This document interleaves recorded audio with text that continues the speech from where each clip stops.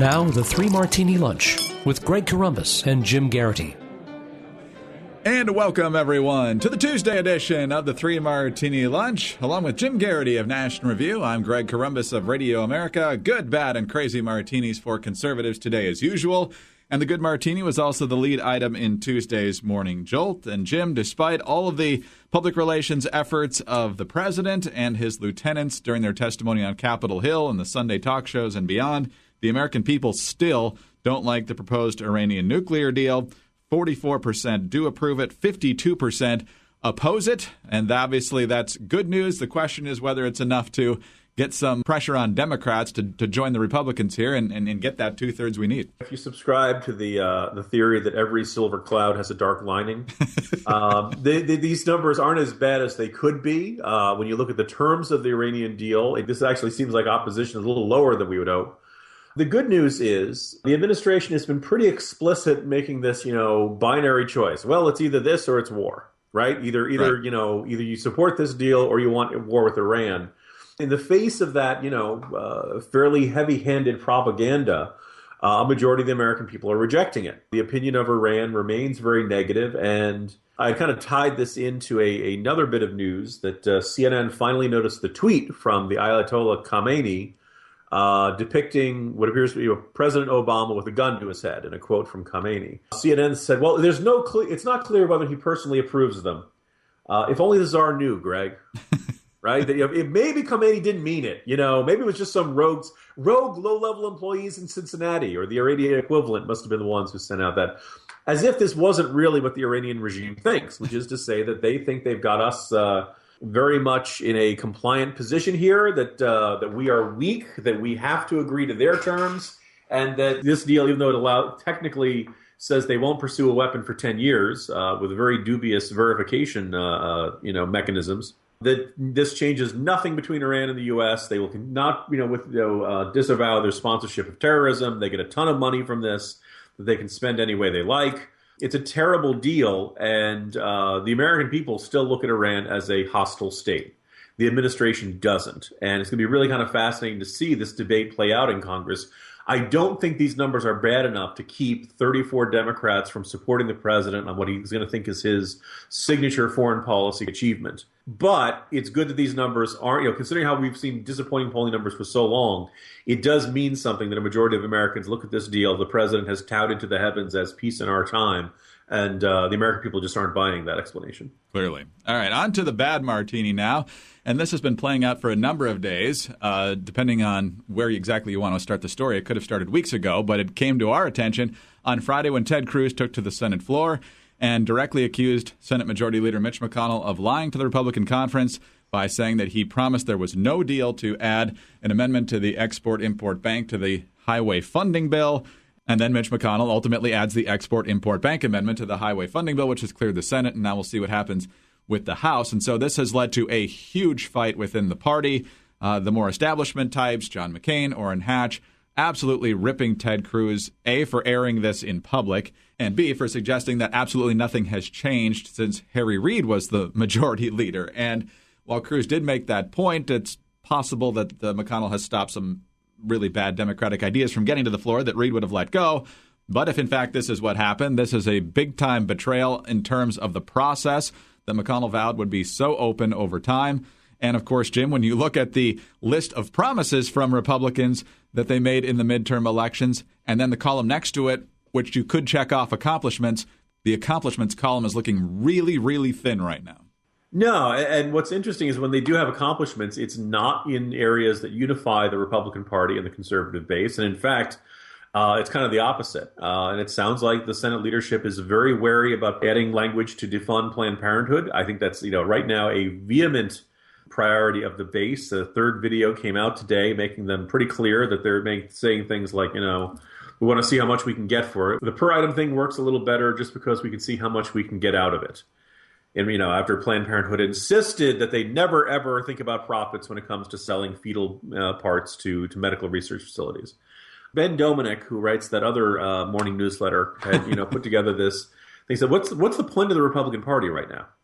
Is it on foreign policy? Because of Corker, they need only 34 votes in the Senate instead of 66 votes in the Senate. Right. Is it on economics? Is it on social policy? What do Republicans stand for? And I think Mitch McConnell, who I've previously been a little more favorably disposed towards, needs to make a kind of a clear point here. Like it's not enough to, we passed a transportation bill. Okay. But to conservatives, transportation bills are giant pork-funded spending bills. This doesn't make us feel good. It may be a requirement. We're not going to eliminate the Department of Transportation, next year. At this point, the Senate majority, which, so many Republicans and so many conservatives worked so hard for, isn't really achieving any conservative priorities. And the big theme on the cruise we were on last week was people kind of lamenting and wondering, weren't we supposed to be sending tons of bills to the president's desk and he was going to have to offer a whole bunch of painful vetoes? Do you remember all that talk, Greg? Oh, absolutely. I mean, we got Keystone Pipeline, and that was about it, right? Yep. I mean, I thought the whole idea was to make, drive down Obama's approval rating, drive down the Democrats' approval rating by making him veto one popular conservative priority after another, and it doesn't seem to be doing that. And I'm, if you don't want to do it by attaching it to a spending bill, fine, do it as a separate bill, But there's a whole bunch of conservative priorities that are just clogged here. And it just seems very, very strange that McConnell and his team seem to be so just so tone deaf in dealing with this. Yeah, a couple of other issues. The two big issues I remember them running on, especially towards the end, was making sure the president didn't go rogue on immigration. They lost that fight. They'll surrender on that one. Yeah, exactly. Courts are doing more than the Republican Senate, by the way. Right.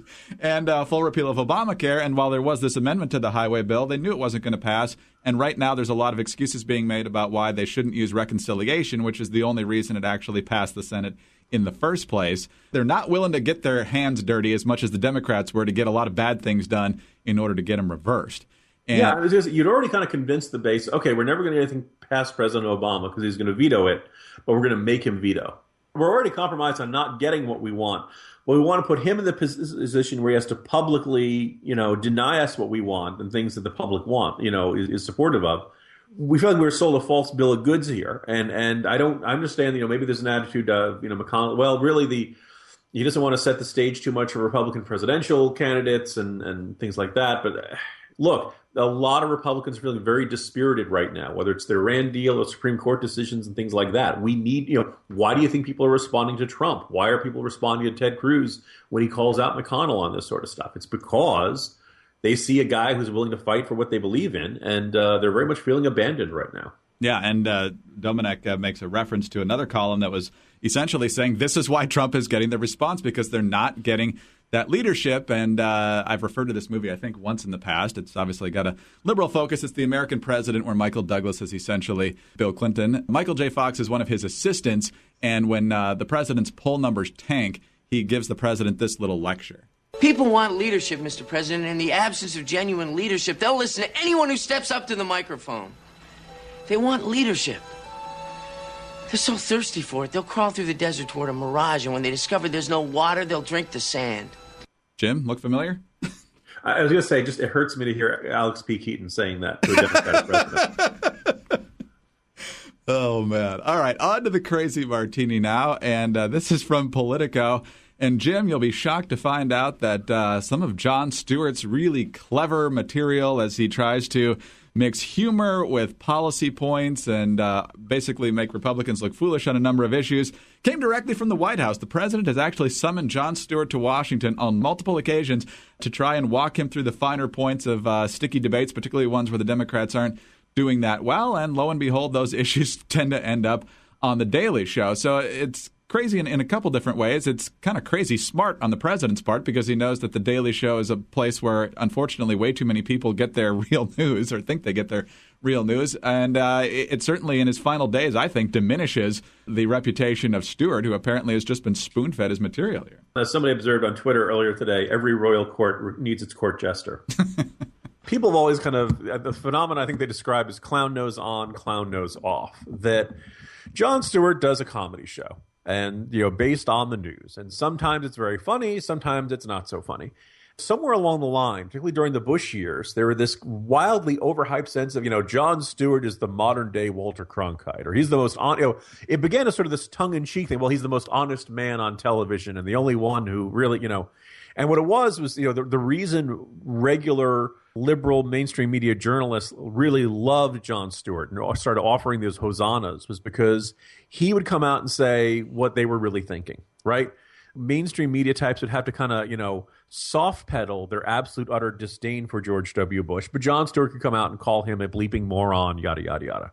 Well, and then into the Obama era, Stewart, who's used to being this anti-authority figure during the Bush years, kind of, has to adjust. Still pretty, resolutely Obama. Hits Obama from the left, when basically Obama would sell out.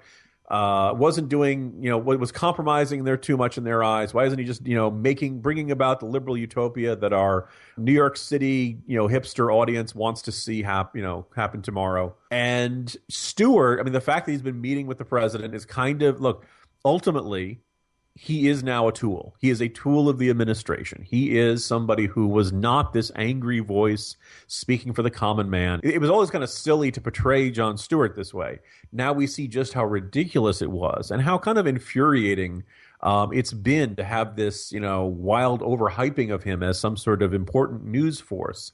He's not supposed to be a news force. You're supposed to watch the news so you understand the satires of the news. They understand, Dana Carvey doing George H.W. Bush isn't as funny if you haven't seen the real George H.W. Bush.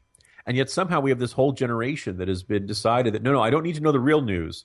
I'm willing to laugh at the funny stuff and have my views shaped by the funny stuff without actually knowing what's going on. And the idea of Jon Stewart being co-opted as a tool of those in power goes against everything he claims to stand for. And I think it just kind of indicates the gullibility of his audience. So it's kind of a fitting capstone to the Jon Stewart era. Yeah, I'm kind of glad this happened on the way out. Helps to put things in perspective for sure. So, Jim, good to be back with you. We'll do it again tomorrow. See you tomorrow, Greg. Jim Garrity of National Review. I'm Greg Corombos of Radio America. Thanks for being with us today, and tune in again on Wednesday for the next 3 Martini Lunch.